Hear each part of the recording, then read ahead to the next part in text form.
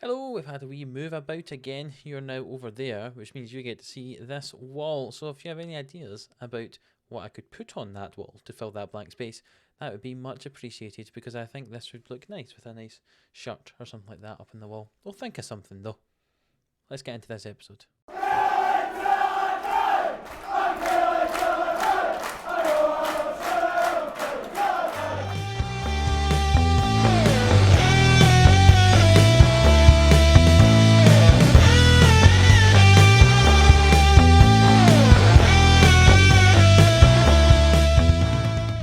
Hello, welcome back into the Killie Boys here on the 11am Sports YouTube channel. If you haven't already, hit that subscribe button for more of the Killie Boys here on FM21. Last time out, we played against Dynamo Kiev and Hearts, where we won 2-0 and 4-2. Since then, we've played 4 games and we have not conceded a goal. We had a lovely 1-0 victory over St Mirren. Dougie Green coming off the bench for Eamon Brophy. And Dougie Green getting his first goal of the season. Brophy had missed a penalty in that game. We totally dominated it. And thankfully, we got a win in that game. My teeth will hopefully go back in my mouth very soon. Dynamo Kiev was our next opponent after we beat them 2-0 in Kiev. We beat them 4-0 at Rugby Park. Brophy, Kiltie, Etienne and Tate with the goals. A very, very dominant performance. Our next visitors to Rugby Park were then Ayr United, where Brophy scored a penalty this time and Rodell Richards got on the score sheet as well for a nice 2-0 victory.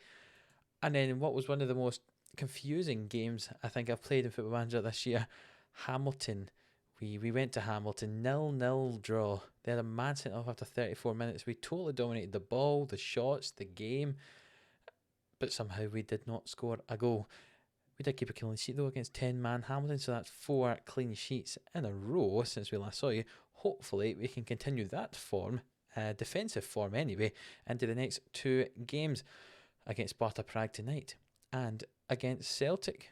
The Euro Cup group stage looks like this. I thought that we would not have mathematically qualified by this point, but I think it goes on head to head, and because we've beaten Dynamo Kiev twice, even if they catch up with us in points, we go through instead of them. So we've actually already qualified for the knockout stages of the Europa League, which is crazy in my opinion, after 4 games having already qualified. But you know what, I'm not going to complain.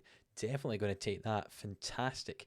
So today's game against Sparta Prague almost doesn't mean anything. I thought it was going to mean quite a lot, but it doesn't. And perhaps a more interesting game is going to be the one for the league table, because we still have these 5 teams kind of pulling away from the rest. Celtic, Rangers, Hearts, Hibs and ourselves have pulled out quite a gap over St Mirren and the rest. So this game against Celtic could be very interesting, very important indeed. Bear in mind, we already beat them 1-0 out of the season with a second strength team actually. So we'll see how we do later on in the episode. But first of all, a game against Sparta Prague. Let's see if we can score some goals. We beat them earlier this season. So this is the team that is going to go to Prague to play this game. We've got Much in goal with Egan Riley and Spence at the back. Logan and Kokovas at the full back positions. Makarianitis and Woods in the middle. Woods has been playing quite a lot in there recently. He's had some very good form and it's kind of keeping Kastrup out the side. Tate just in front, Richards on the right. We're going to go with Kiltie on the left. We still have Bolly out injured, and James Forrest is back from injury, but Kiltie's been playing okay, so we can stay out there for the moment. And Eamon Brophy up front, 13 goals this season he's got. Richards is trying to catch up though from that right wing position with 9, but let's see if Brophy can get some more to add to his tally today. And here we go, the game against Sparta Prague kicks off, and an early highlight for them. Mobeg Carlson here with the shot, the pass, the cross, whatever it was, deflected. Travnik swings it in, and Johansson nearly gets the header in.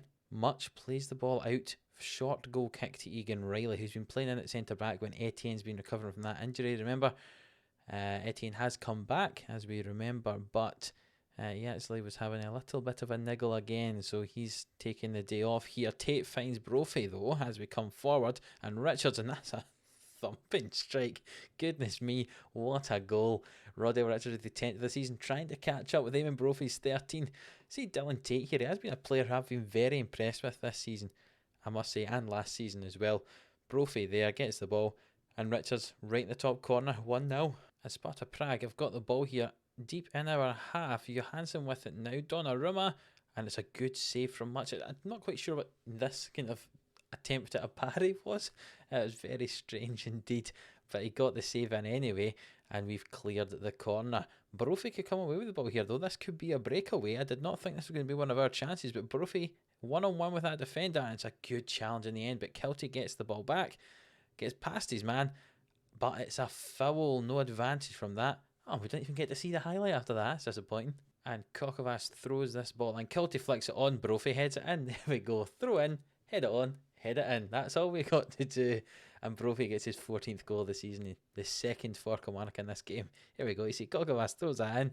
Kiltie flicks it on, past the two centre backs, and Brophy heads that ball in to the far corner of the goal, and that's 2-0 to Kilmarnock.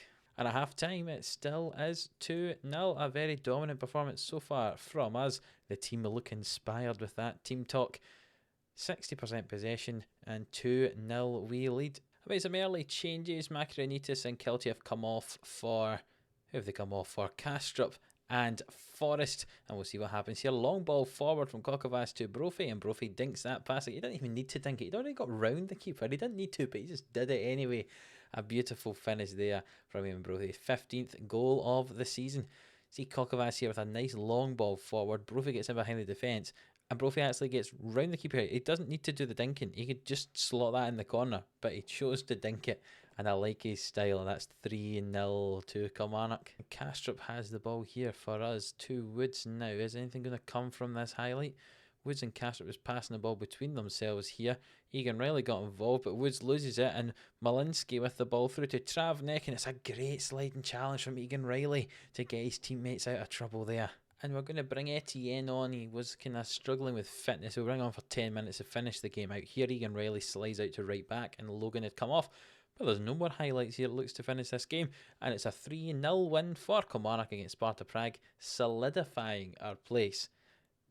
I mean, we already were there, but solidifying our place in the Europa League knockout stages. We've just unlocked the achievement, Park the Bus. You can't see it because my face is in the way here. But yeah, Park the Bus, 5 clean sheets in a row. I'm very, very happy with our defensive efforts. Remember, season 1, our defence was one of the reasons we did so well, and it's kind of fallen by the wayside recently. But yeah, nice defensive play there, and you can see ourselves and Wolves are through to the Europa League knockout rounds here. And we'll quickly move on to our next game, which is against Celtic in 3 days' time. So yes, here we are back for the game against Celtic. Just one change to the team, and it's in goal. Peacock Farrell's going to get the game because our boy here, Robbie Much, has got a virus, and he's out for 11 days. It says a virus must be a pretty bad virus to be out for 11 days. But yes, he's out with a virus, so we've had to play Peacock Farrell, and we've brought Liam McQueen back up into the first team squad so he can sit as our sub keeper on the bench. I lied. There is another sub we've made. Another change we've made, I should say. Etienne is playing at the back instead of Egan Riley. Says that Spence could do with a rest. I'm going to get him through this Celtic game, and then he can have a rest after that.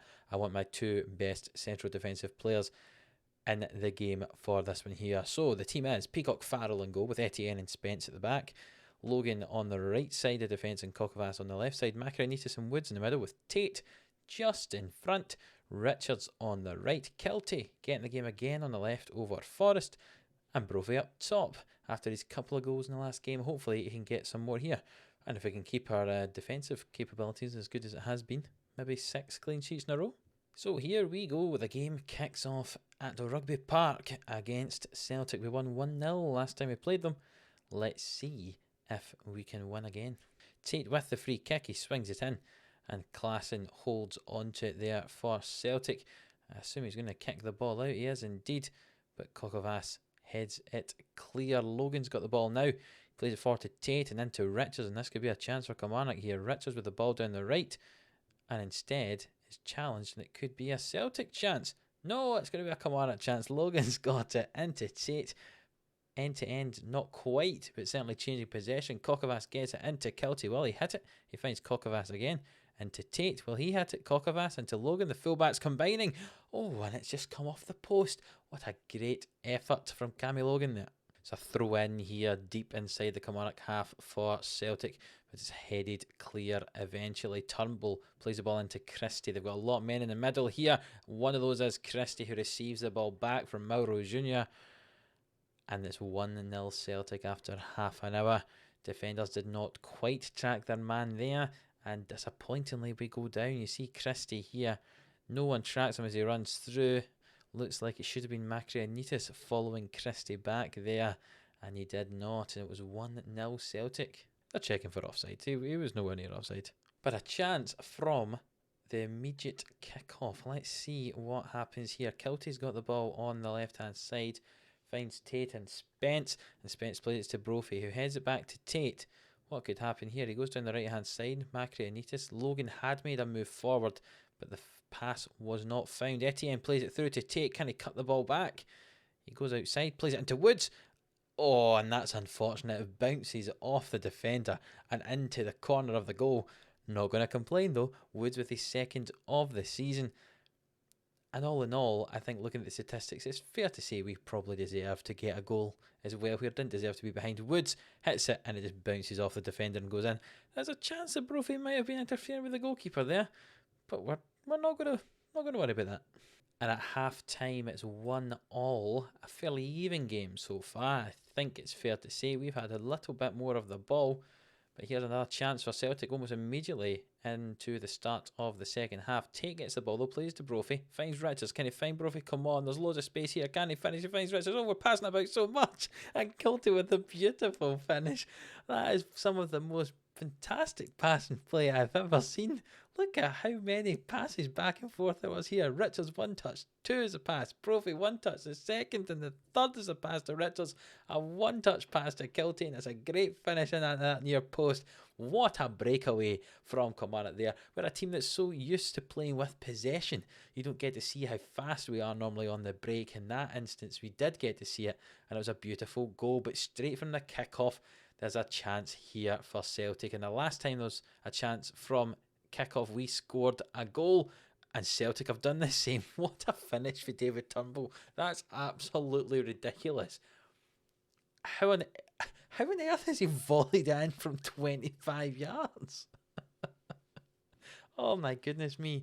Laird here swings the ball. I was going to say in, but it's not. It's the edge of it. On the volley. That is an outstanding finish. If that happened in real life, that's goal of the season. But what a goal.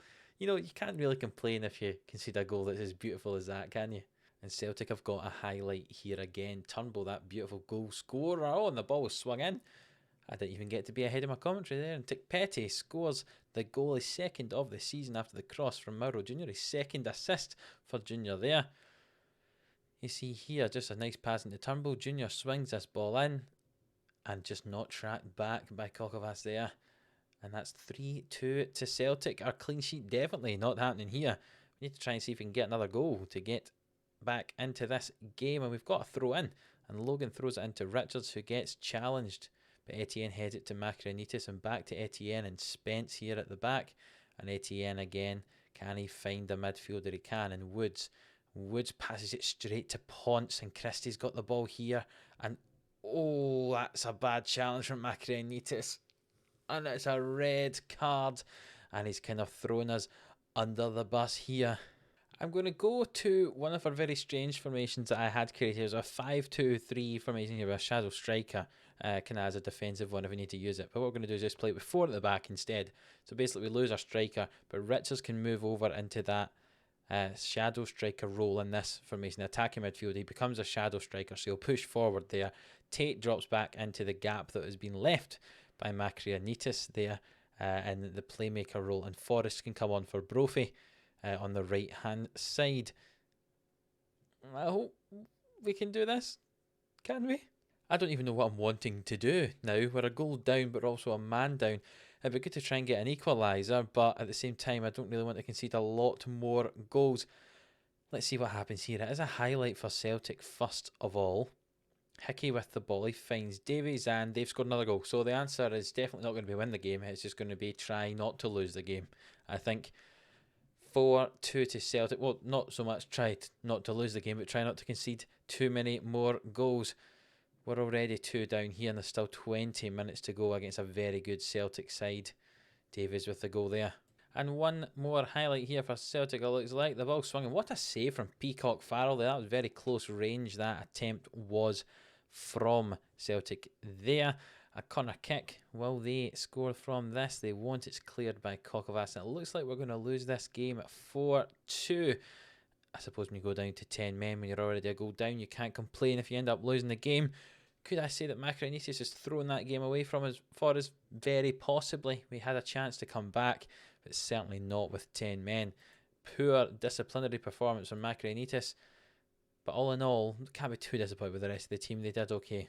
So there we go. You can see the league table just above my head. Celtic now at the top of the table by 2 points. Rangers do have a game in hand, though. That game in hand is against Ayr. So you'd imagine a Rangers win there.